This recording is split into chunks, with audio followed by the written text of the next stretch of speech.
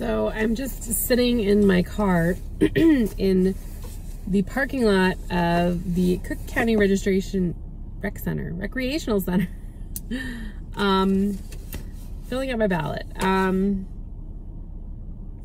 I did very little paying attention to things. I saw a lot of news and commercials and just a lot of junk that I rather would not have seen. It's funny because like I knew who I was going to vote for Denver governor or Colorado governor. And then I saw this ad while watching something and I was like, oh my God, I can't vote for that person if that's true. And they made it sound so true, so real. And so I looked it up and I found a story that was all like fact checking about the truth and said actually what really happened according to police reports and court filings, and it was like the complete opposite. And like I know that politics is stupid and ugly and people lie and exaggerate and twist the truth, and I mean everything in life seems to be like that right now, right? But for some reason I just instantly believed it, and I was like, well crap, who am I gonna vote for? So it's kind of weird, but I'm here and I'm just finishing this up so that I can submit it before I pick my kids up from school. And I'm Jewish, right? I'm a convert to Judaism. I converted twice, actually. I converted Reform in 2006 and Orthodox in 2010. So I've been doing this for a while. And I grew up in Nebraska, and I grew up in a family that didn't have traditions and culture, really. I mean, we were just like a Midwestern family. Like, we didn't have any family foods or ethnic foods or cultural activities. I mean, my last name was Edwards. Like, we were, my mom's family has been in this country since like the 1700s, and my dad's family had been here since the 1800s. Very vanilla, very Midwest, very American, white American, right? My culture was American. I was an American through and through. So becoming Jewish, acknowledging that like my soul was at Sinai, was a huge thing. And there were all these things that I knew that I was taking on, right? I knew that I was adopting this like oppressed family, and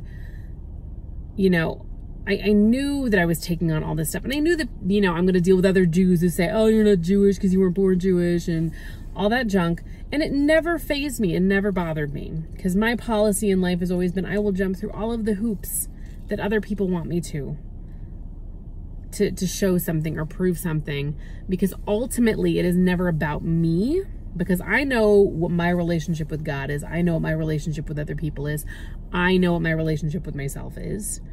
It's about other people, and it's about their projections and their needs and their understandings and their wants.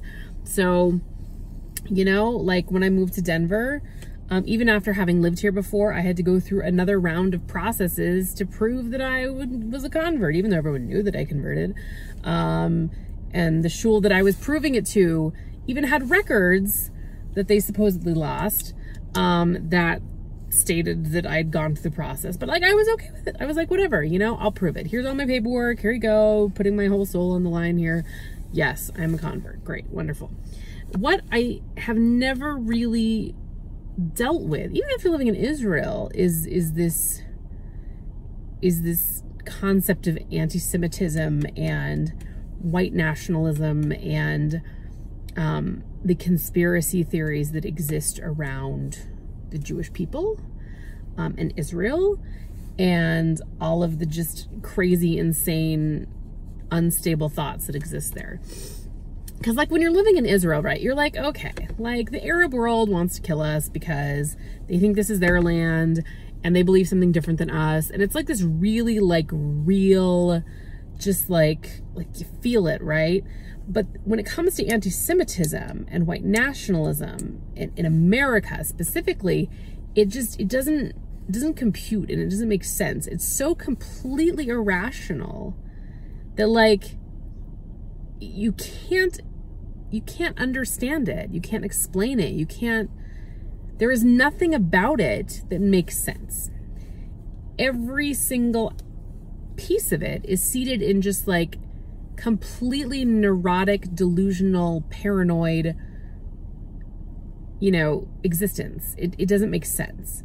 Like in Israel, when I live in Israel, I'm like, okay, I get it. Like even here, like I find out I'm on an ISIS hit list several years ago, and I'm like, I get it. It's cool. Like it's fine. I'm Jewish and you're Muslim, and like you think that I displaced your people and that I'm on your land, and like I get that. Here, like no. Like if anybody has a right to be pissed, it's the American Indians, not white nationalists. My people came here. We're white. We're as white as they come. I'm English and Scottish and French and German. So like, I get it, right? Yet growing up, like I never had that instilled in me. The white nationalist, the white pride, the American pride against people of color, of other religions, other belief systems. I mean, my mom was a bit, she had her own stuff because her father was at Pearl Harbor. So she had certain feelings, toward Asian people, which like I get it. She grew up in a house that was pretty pissed off for what happened at Pearl Harbor. And like, I get that. Right. But this just like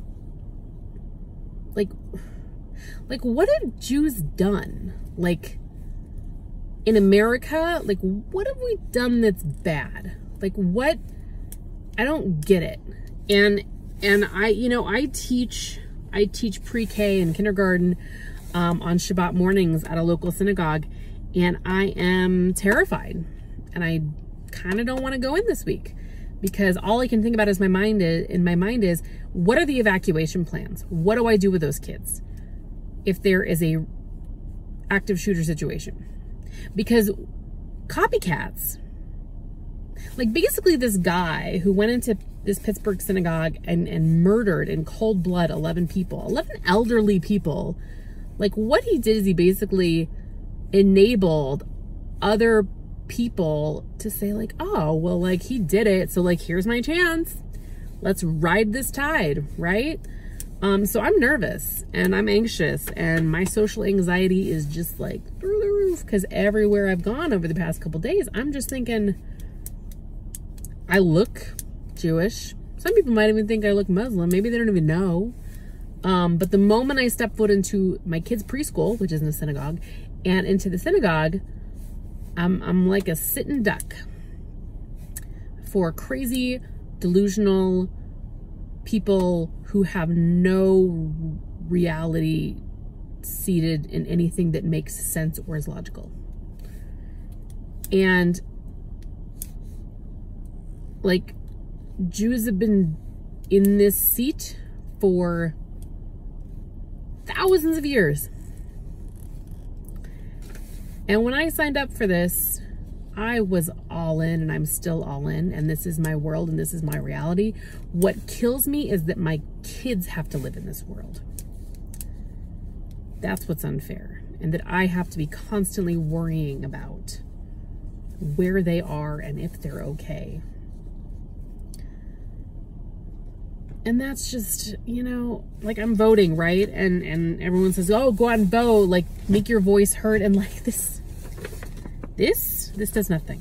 Voting, it's great. It's wonderful. Like we're saying, hey, keep this person in office, move that person out, put this person in.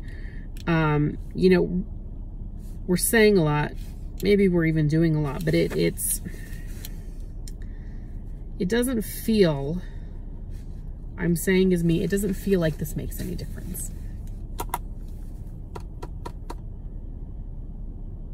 I just want to remind everyone that every nation, every civilization that has ever tried to destroy the Jewish people has failed. Every giant, great, amazing group of crazy nut jobs who have tried to wipe out the Jewish people failed miserably. Some of them aren't even around anymore. And that's because we will always be on the right side of history. Always. I watched a video of a Jewish doctor who worked on the alleged shooter in the Pittsburgh attack when he got to the hospital. And a bunch of the people working on this guy were Jewish. And he said that because when people come into his operating room, he is a doctor, and he is committed to being a doctor. He has values, and he has beliefs, and he is a doctor. It is not his place to pass judgment on that person and what they have done, even if what they have done is kill his own people. And that is what it means to be Jewish, to be on the right side, to be on the good side, to always choose the right thing. So I'm going to hope that I've chosen the right thing while voting here. While also knowing that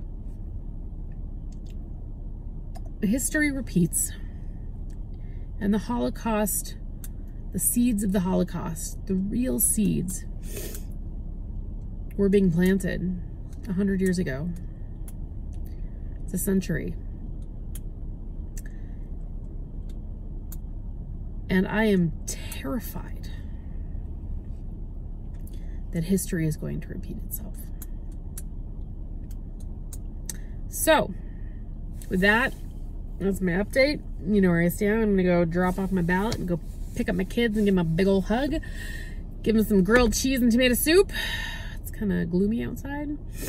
And hope that we all wake up alive tomorrow and the next day and the next day, so that we can continue bringing light and goodness into the world, because there is so much darkness and so much hatred and so much to be afraid of. And I will admit to being very afraid right now, for the first time since becoming Jewish. Really afraid. So there's that. Have a wonderful week, everyone.